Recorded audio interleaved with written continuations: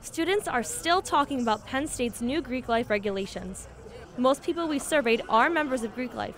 33% aren't involved, and 4% used to be, but are no longer affiliated. Do Greek orgs play a part in where to go to school?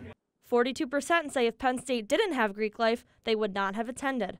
Roughly the same numbers say the size of Penn State's Greek life drew them here instead of another school. About 77% think admissions as well as donations and support from Greek alumni will be affected by the changes.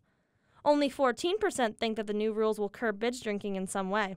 Almost 3/4 believe freshmen will break the dry campus policy if they can't rush until their sophomore year.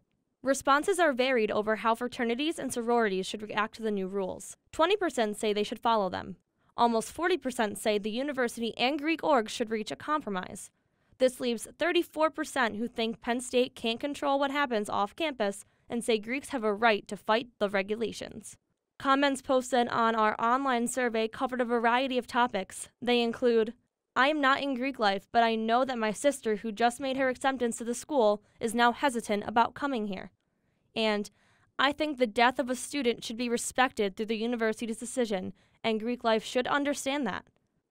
Another says, "This school should consider the students, and they shouldn't just make these decisions without even considering how we feel. No one is going to want to go to a school that doesn't listen to their students' opinions." I'm Taylor Stetzer for the Center County Report.